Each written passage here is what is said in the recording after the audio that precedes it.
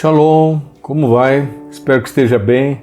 Aqui Hudson Medeiros compartilhando com você nesse espaço do Brasil de Joelhos, compartilhando sobre esse tempo. Estamos no mês do meio de setembro, especificamente 19 de setembro, e esse período no calendário judaico aponta para umas festas que a Bíblia chama de as festas de Yahvé. E essas festas, que são festas do Senhor, são festas perpétuas, ou seja, elas devem ser lembradas, o seu significado, e como encaixamos isso tudo com toda a profecia, né? Lembrando que nós somos guiados pela profecia bíblica. Daí a importância de conhecermos o que os profetas disseram e também o que Jesus, como profeta, declarou sobre o fim dos tempos, os dias atuais, o que estamos vivendo, o que João, o apóstolo, ouviu da parte do Senhor também no livro de Revelação, também chamado de o Apocalipse. Todos esses ensinos devem ser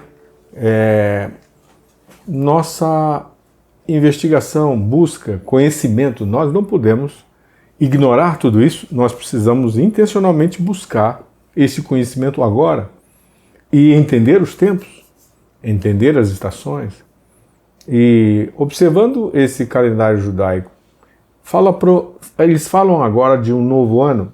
Na verdade, o ano civil é em março de 2021, vamos ter isso lá. Mas agora, nesse período específico, encerra-se um ciclo, e esse ciclo também eles trabalham um dia especial, né, que é um dia de arrependimento. E esse arrependimento, que significa techuvá, e tem um dia mais dedicado, chamado Yom Kippur, né? E esse dia, acompanhado de mais 10 dias, e 10 apontando para essa totalidade da necessidade de rever nossa vida, de avaliar tudo que estamos fazendo nessa estação, nessa temporada, nesse ano, um ano desafiador, vivemos até agora.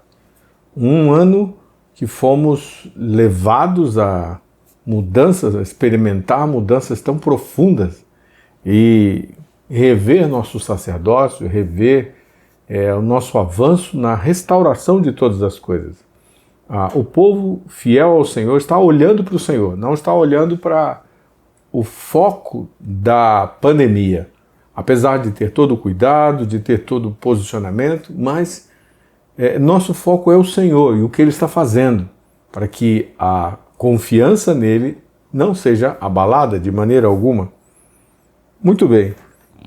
Quando falamos do Yom Kippur, quando falamos desse dia de perdão, havia na cultura hebraica a chamada para esse dia, a chamada para rever tudo o que estava sendo feito.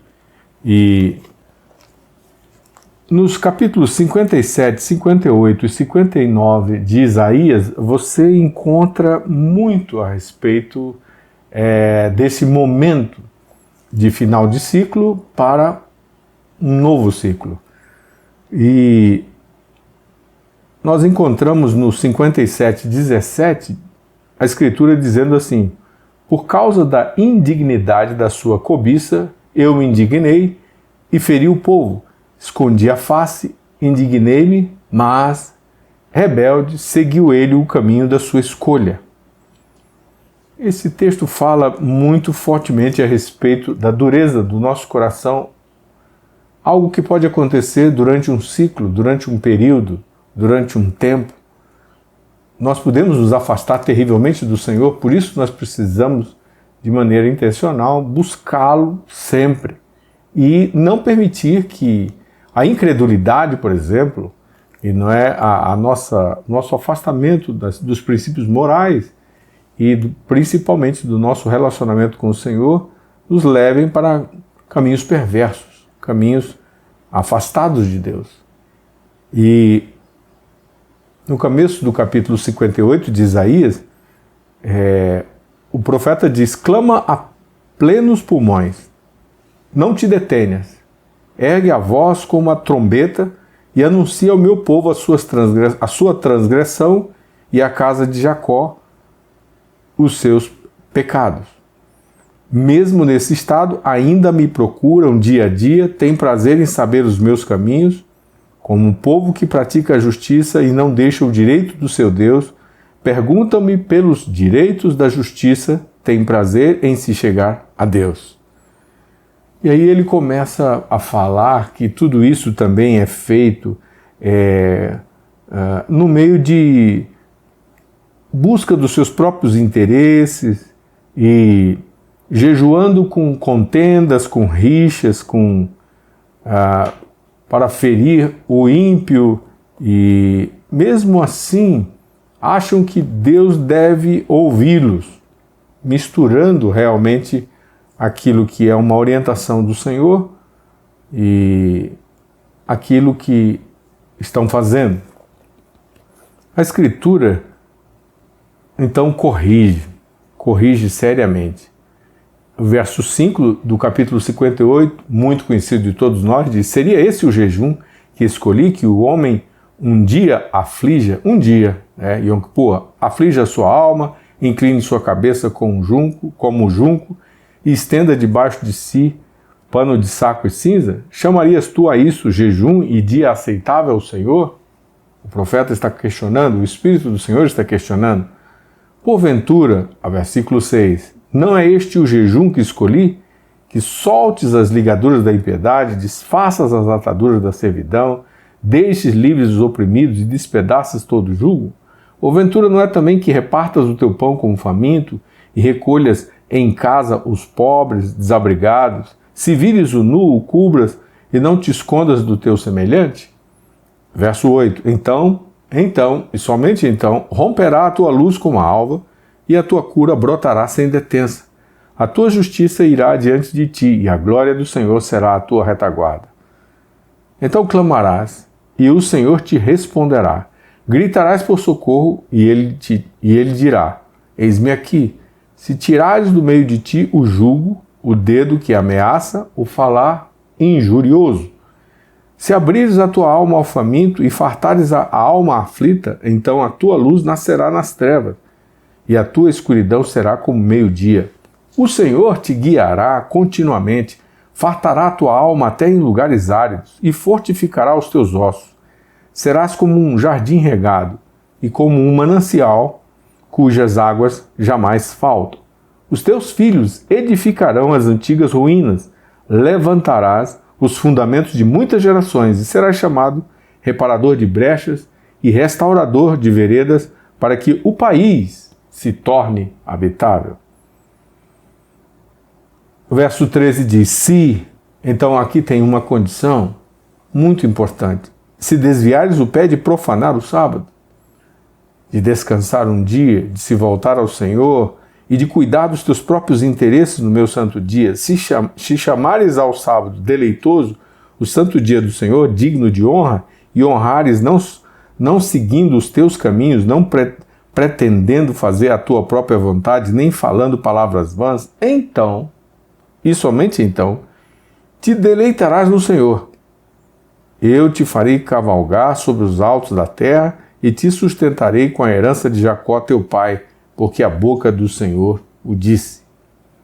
Então, ele está corrigindo, o Senhor está corrigindo o seu povo.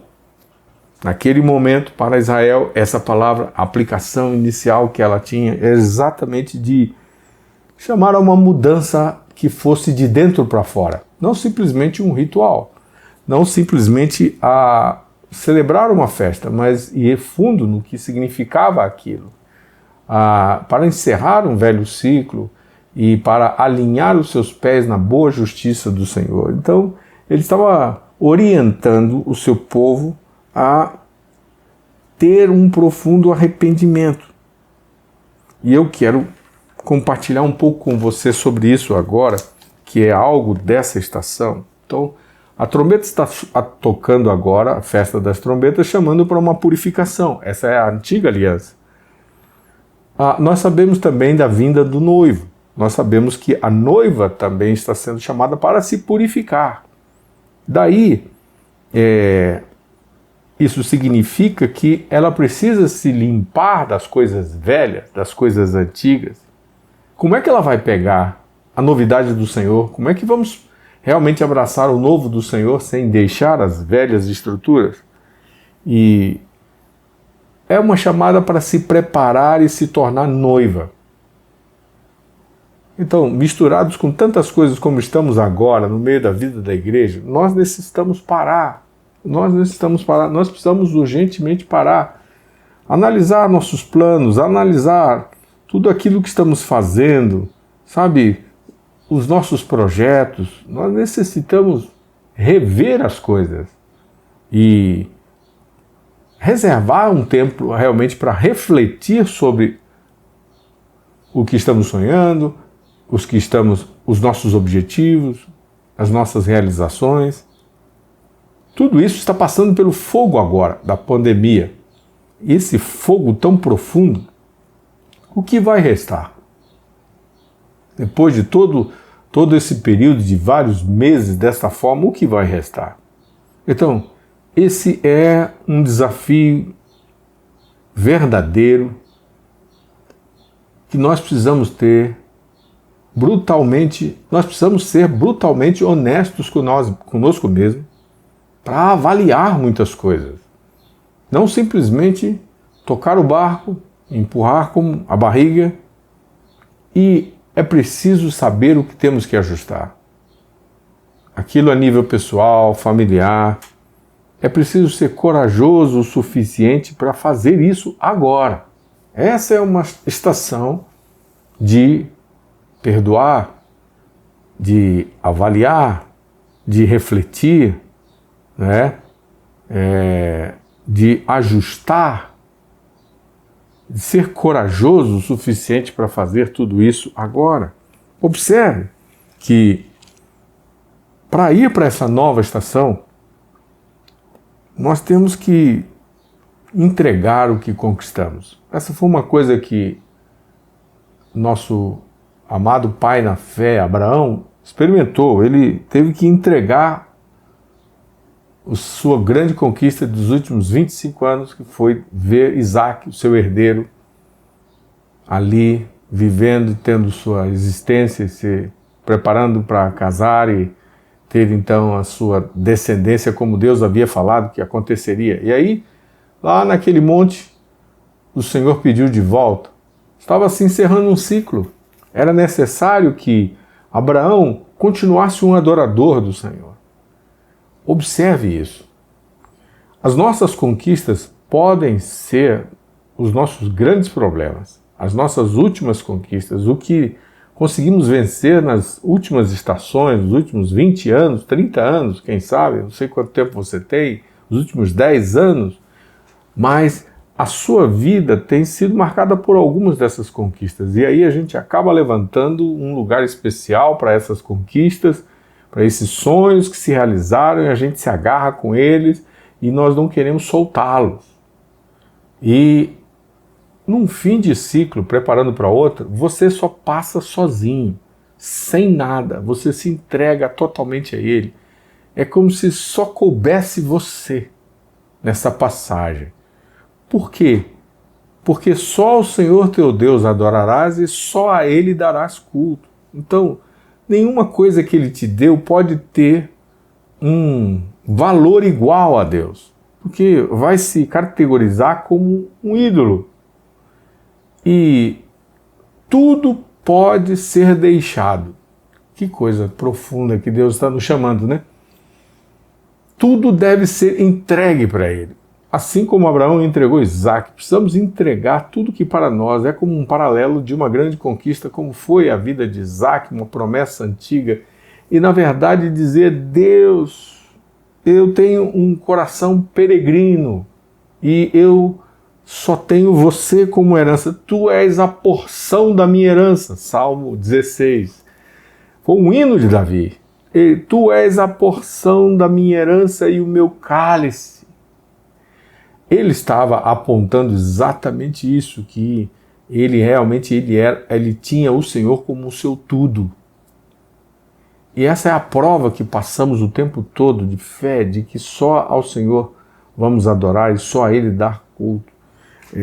A gente precisa rever se os nossos sonhos e as nossas conquistas, as promessas que recebemos não estão ficando num altar que nós não queremos abrir mão.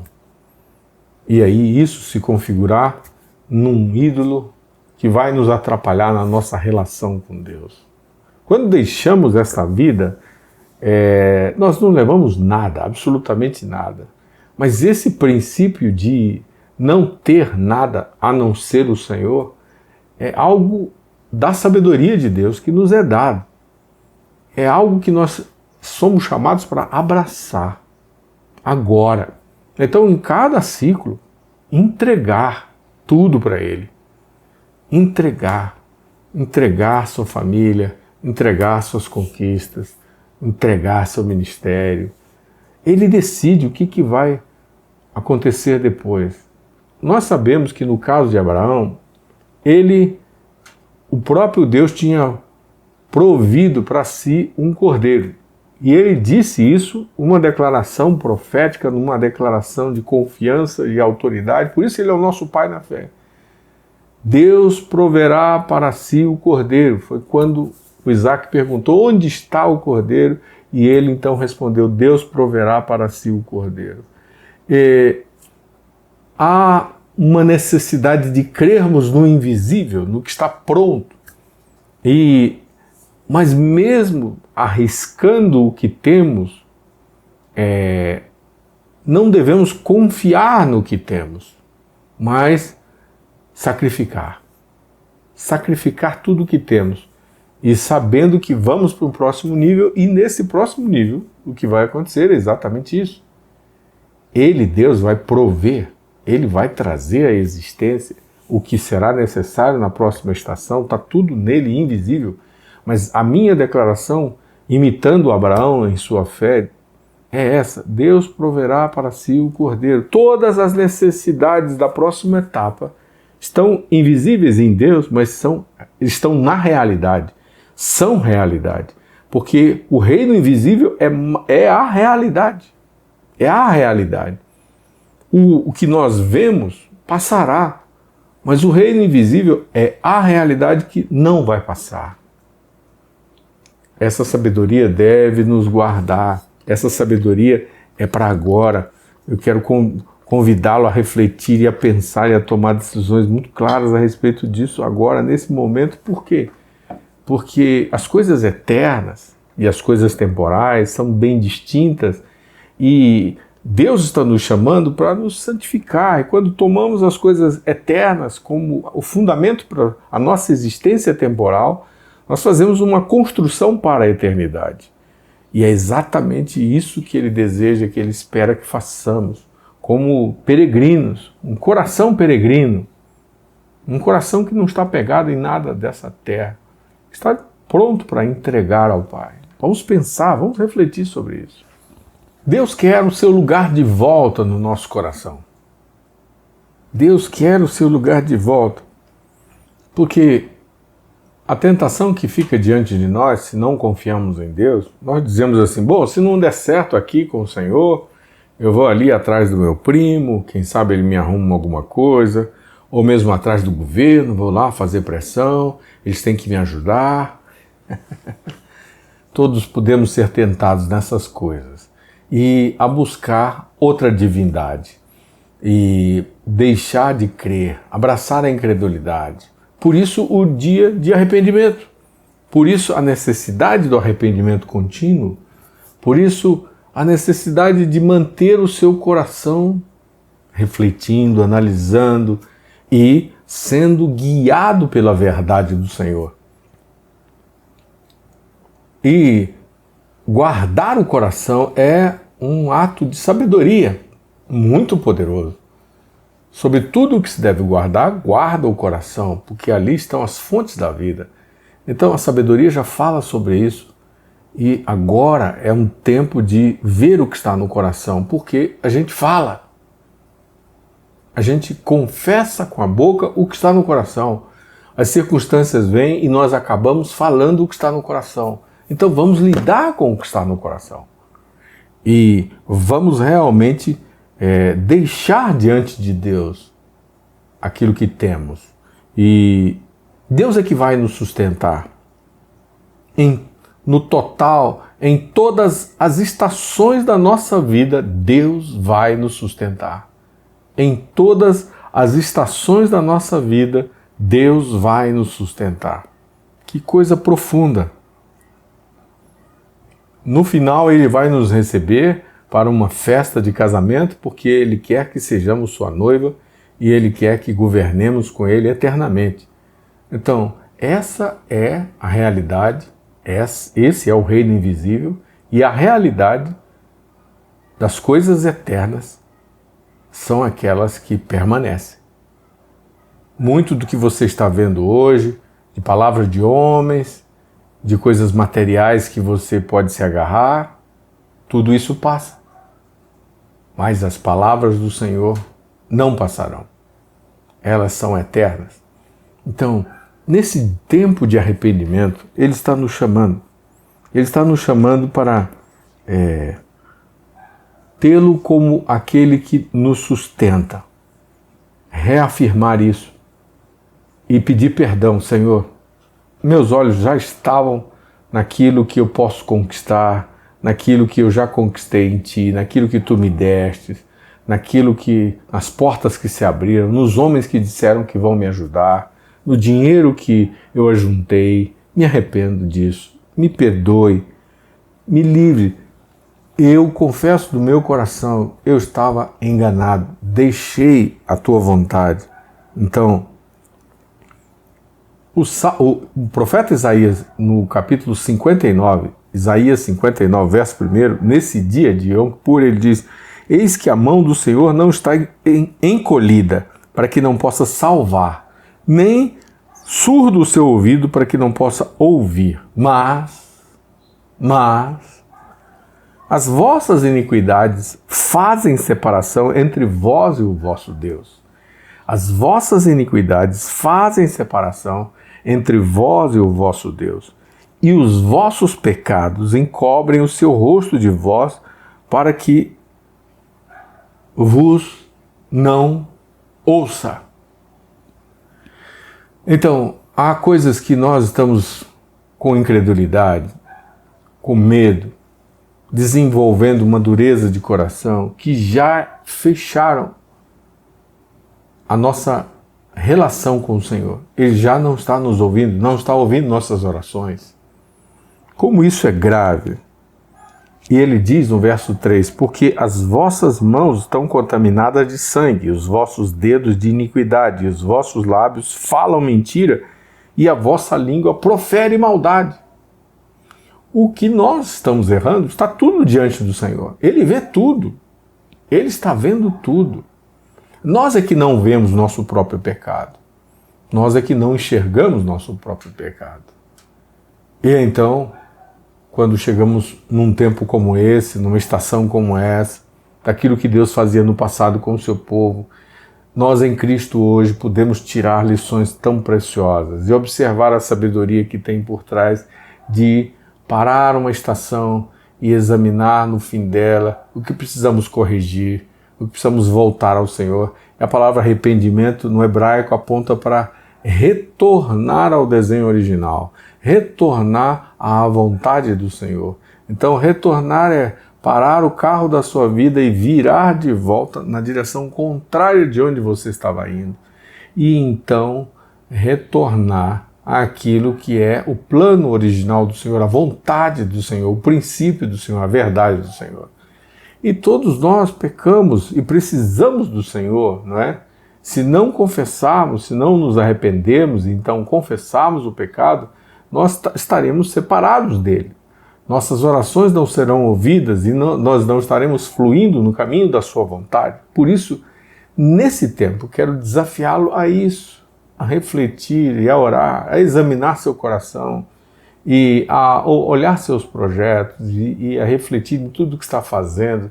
Veja se está indo na direção do princípio da vontade de Deus. Há quanto tempo Deus parou de falar ou responder suas orações? Por que os céus estão fechados? Alguma coisa está errada. Deixe Ele falar contigo sobre isso. Todos nós precisamos fazer isso o tempo todo. Não é só uma vez, mas é o tempo todo. E então pensar como reino, como governo. Se saímos do alinhamento do governo, então temos as consequências. Ele para de nos ouvir, né? Mas se nos posicionamos como peregrinos e entregamos tudo, facilmente entregamos tudo, renovamos isso, entregamos tudo para Ele, como isso será poderoso, né? Como isso será poderoso, porque na legislação divina da antiga aliança, né, o órfão e a viúva estavam protegidos, né, são protegidos pelo Senhor porque eles não têm herança aí. Então, eles são como um peregrino, um residente temporário, a quem faltam direitos e herdades.